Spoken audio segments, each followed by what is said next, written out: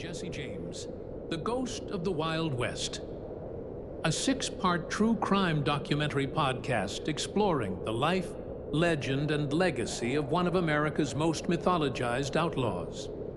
I'm William Graves, and I'll be your guide through this journey, across gunfire, gallows, and the blurred lines between history and folklore. Let's begin with a shot that changed everything. April 3rd, 1882. A quiet morning in St. Joseph, Missouri.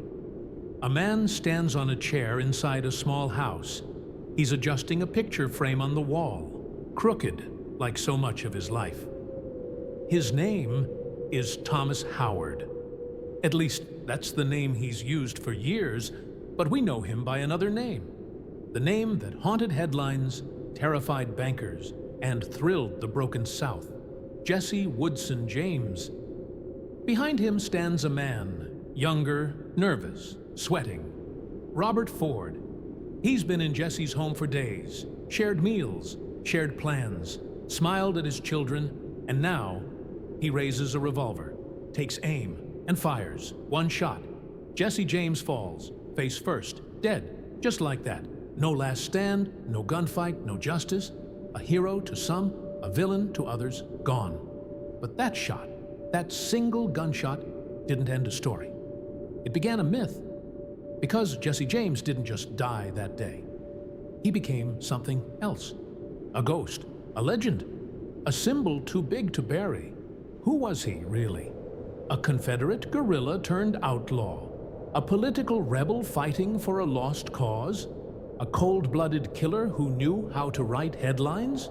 Or the first American celebrity criminal, shaped as much by newspaper ink as by gunpowder? This podcast isn't just about robberies or shootouts.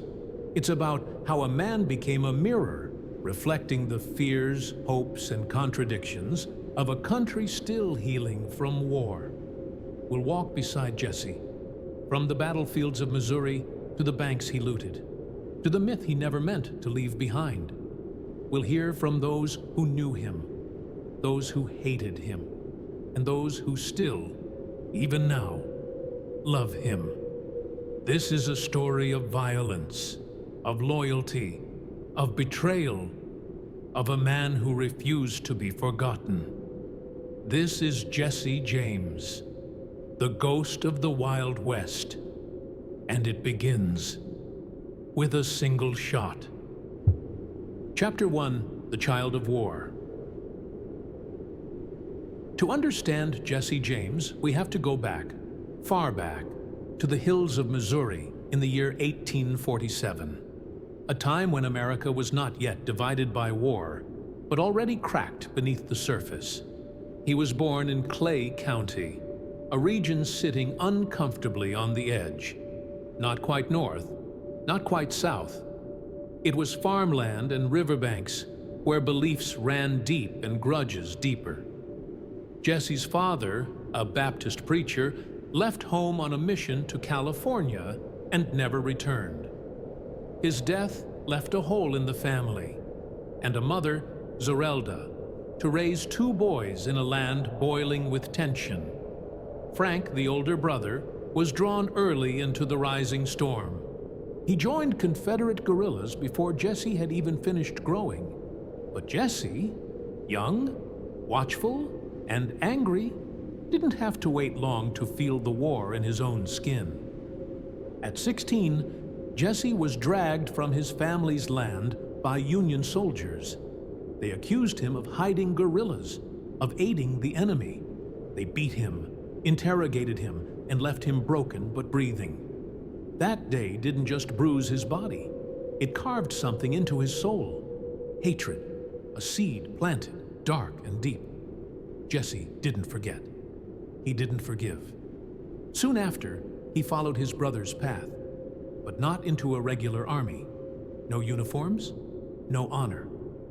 Jesse joined the Quantrill Raiders, a group of Confederate bushwhackers who answered to no one and feared even less. The Quantrill Raiders were notorious. They rode in silence and struck without warning. Their most infamous act came in 1863, the Lawrence Massacre, where they stormed into Kansas and slaughtered over 150 men and boys. Some called it revenge, others called it butchery. Jesse, he was just a teenager, but he was there. Imagine that, a boy on horseback, rifle in hand, riding through smoke and screams. That's the crucible Jesse James passed through. That's the moment he stopped being just a victim and started becoming something else. He learned how to shoot, how to lead, how to vanish.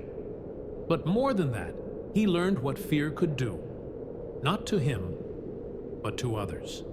He learned that a name whispered in fear could be more powerful than a bullet. From then on, Jesse James didn't need a flag. He didn't need orders. He had something stronger.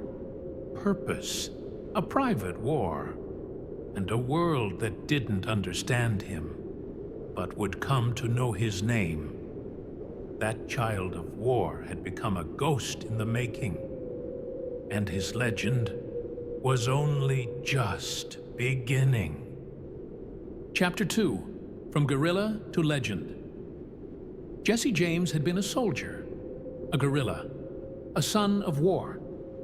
But when the Civil War ended in 1865 and the flags were lowered, Jesse did something few others dared. He kept fighting. The South had surrendered, but not Jesse. He didn't believe in surrender. Not to the North, not to the bankers, not to the railroad barons.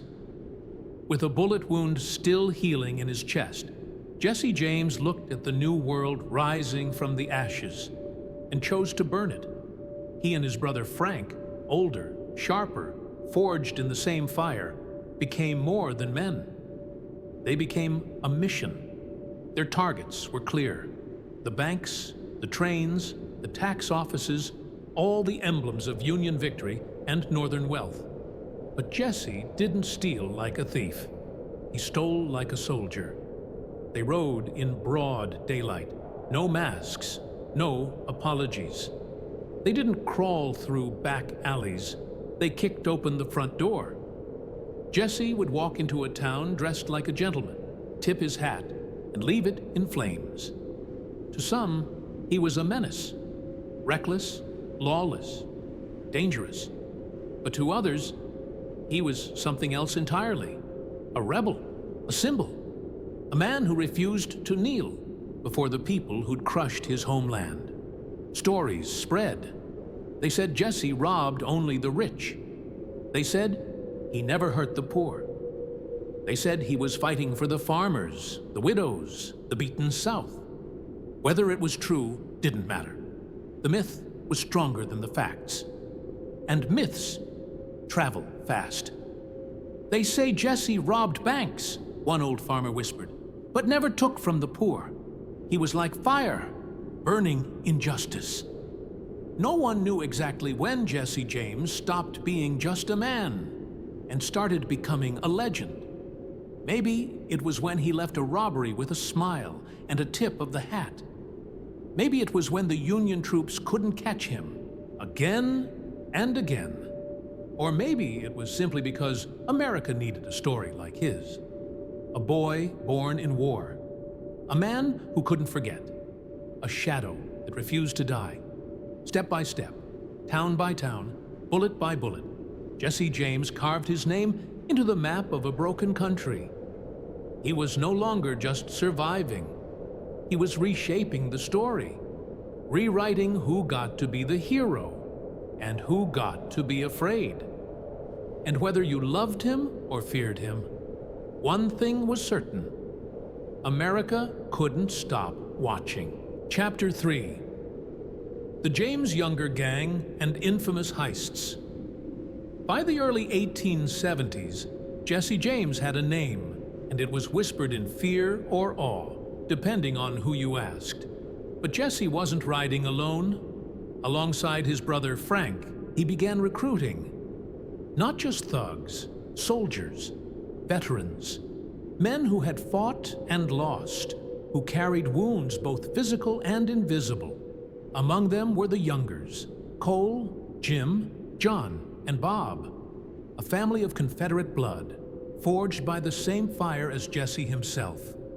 Together, they formed the James Younger Gang, and with them, Jesse built something more than a criminal enterprise. He built an army of the disenfranchised. They didn't act like common robbers. They were precise, efficient, military in movement, a well-oiled machine with one purpose: to strike at the heart of Union wealth. February 13th, 1869. Liberty, Missouri. A small town, a quiet bank. The midday sun hanging lazy above the square. And then, the door swings open. Two men in dark coats, calm, unmasked. They don't shout. They move fast. One watches the clerk. The other empties the safe. Within minutes, they're gone. The sheriff arrives late. The trail's cold. The only thing left behind? A rumor, a whisper. Was it Jesse James? No one could prove it, but everyone believed it. 4 years later, 1873, Adair, Iowa. This time, it wasn't a bank. It was a train, the Rock Island Line. The gang removed a section of track, causing the locomotive to derail. As the steam hisses and passengers scream, Jesse and his men board the wreck like shadows.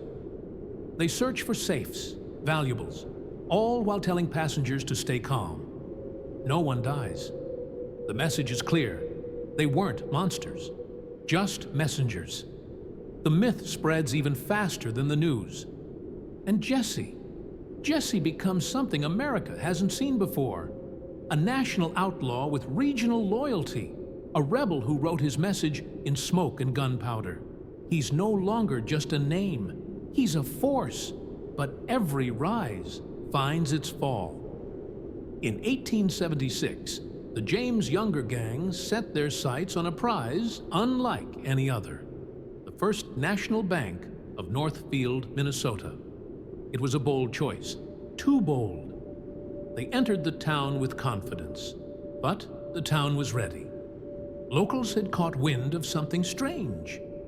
When the gang made their move, the townspeople fought back. Bullets flew through the dusty streets. Windows shattered. Horses screamed. Men fell. 2 of Jesse's men died. The younger brothers were captured. Jesse and Frank barely escaped, disappearing into the woods with blood on their coats and the law inches behind. The gang was no more. What had once been a machine was now 2 brothers, alone again. But Jesse James wasn't done. Not yet. The legend had lost its army, but the man was still writing his name in bullets. And now, every step he took would be in the shadow of what he'd built. And what it cost. Chapter 4. Wanted, written, and worshipped. By now, Jesse James was no longer just a man on a horse. He was a symbol. But symbols attract bullets. And Jesse was tired of being hunted. His gang had been broken. His closest allies were either buried or behind bars. The law was closing in, and the world was changing. The war was over. The country was moving on. But Jesse James could not. So he did something unexpected. He wrote. Jesse began sending letters to the newspapers, not in secret, but signed with his own name. He wrote to editors. He wrote to the people. In long, winding paragraphs, he claimed he was misunderstood, betrayed, targeted by a government that had abandoned its own citizens. And surprisingly, the press listened, especially in the South, where Jesse was still seen by many as a last remnant of rebellion. The Kansas City Times published his letters. And just like that, Jesse James became more than an outlaw. He became a storyteller. He controlled his own legend. In print, he wasn't a thief. He was a soldier continuing the fight. a Southerner standing against a corrupt system, a family man, a patriot.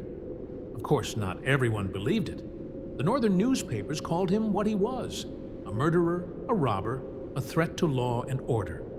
They called his letters lies, propaganda, just another mask. But the public was divided. Some read Jesse's words and saw a man of principle. Others saw a criminal trying to excuse his sins. Either way, they kept reading, and the government grew nervous. The more Jesse spoke, the more powerful he became, not because of his gun, but because of his voice. So they raised the price on his head. $10,000. Dead or alive, $10,000. A fortune in the 1870s. Enough to tempt the brave, the greedy, and the desperate. And Jesse knew it. He grew more paranoid, more careful. He trusted fewer and fewer people. He moved constantly, changed names, watched shadows like they were wolves. Because he understood the truth. The law wanted him dead. The press kept him alive. And the people couldn't decide. Was he a hero of the poor, or a myth fueled by blood and ink? All Jesse James could do was keep writing, keep hiding, keep writing. But each new word he published, each story he shaped, brought him one step closer to the final chapter. And the man who would write it was already standing behind him. Chapter 5. The Last Days and the Betrayal. Fame made Jesse James untouchable, but it also made him alone. By the early 1880s, he was no longer the daring outlaw galloping across the Midwest. He was a man in hiding, tired, hunted, watching every face that crossed his path. Most of his gang were dead or imprisoned. The glory days were over. He took a new name, Thomas Howard. In St. Joseph, Missouri, Jesse tried to live quietly. A modest house, a wife, 2 children, a garden. But peace never came easy to a man like him. He changed routes to the market every day, kept the windows closed, washed his guns every morning, not out of ritual, but readiness. He didn't sleep much, and he didn't trust easily. But he trusted the Ford brothers. Robert and Charlie Ford were young, ambitious, and eager to be close to the legend. Jesse invited them into his home, shared meals, shared plans, shared trust. But behind Robert Ford's eyes was calculation. He read the newspapers too. He saw the bounty. $10,000. A chance to escape poverty, to write his own name in history. All he had to do was pull a trigger. Jesse sensed it, maybe. There were mornings when he watched Robert just a second too long. Nights when the silence between them stretched too wide. But paranoia had become normal. Jesse had lived too long expecting betrayal. April 3rd, 1882. It was an ordinary morning. Jesse sat down to breakfast. He read the newspaper, as usual. The Ford brothers were there, quiet, fidgeting. No one spoke much. At one point, Jesse stood to adjust a picture on the wall. A simple frame, slightly crooked. And for the first time in years, he took off his gun belt. He stepped onto a chair, turned his back, and Robert Ford raised his revolver. One shot to the back of the head. Jesse James, the most wanted man in America, collapsed to the wooden floor of his own home in front of his wife and children. No shootout, no last words, no justice, just a body and a silence that seemed to stretch across the whole country. The press exploded. Some called Ford a hero, others a coward. The dirty little coward who shot Mr. Howard, they sang in saloons and back rooms. Robert Ford got his money, got his pardon, got his name in the history books. But he also got fear, shame, and eventually, a bullet of his own. 10 years later, he was gunned down in Colorado. One shot, just like Jesse. Some said it was revenge. Others said it was fate. But whatever it was, it felt like the West closing a chapter. Not with justice, not with honor, but with betrayal. The kind of ending Jesse James always knew was coming. Because in the Wild West, no one rides forever. Chapter 6, Truth, Myth, and the Ghost of the West. Jesse James was dead, but his shadow kept riding. They buried him in Missouri. A simple stone, a simple lie. Murdered by a traitor and a coward whose name is not worthy to appear here. But Jesse's name didn't vanish. It multiplied. Within days of his death, the legends began to grow. Some said he faked it, that he'd escaped, changed his face, and was still alive. Others said he had known Robert Ford would kill him, and let it happen. He became America's first modern outlaw myth, a man whose truth was drowned in stories, songs, and silver screen retellings. Was he a hero? A killer? Both? The country couldn't decide. In the South, many still saw him as a symbol. A man who fought for people forgotten by the New World, who stood up to banks, railroads, and the federal government. To them, Jesse wasn't just an outlaw. He was resistance. To others, he was nothing more than a criminal, a glorified thief. A man who used war as an excuse to rob, to murder, to build a legacy of violence. And yet, his story wouldn't die. Books were written, songs were sung, movies made, statues raised, museums opened in towns he once robbed. You can buy Jesse James postcards. You can visit his grave. You can stand in the room where he was shot. He became what America needed him to be, a mirror. We saw rebellion in him, courage, tragedy, or cruelty. Because Jesse James was never just one man, he was a question. A question about what happens when war ends, but wounds don't heal. A question about loyalty, legacy, and how far a man will go to define himself on his own terms, no matter the cost. He was born in violence, raised in anger, transformed by war, and immortalized in ink. And whether you believe he was a martyr or a monster, one thing is certain. He never wanted to be forgotten, and he never was. Because the Wild West was a place where laws came late, and legends came easy. And Jesse James, he rode straight through both. Not just a hero, not just a villain. Jesse James was America at its most restless, at its most dangerous, at its most alive.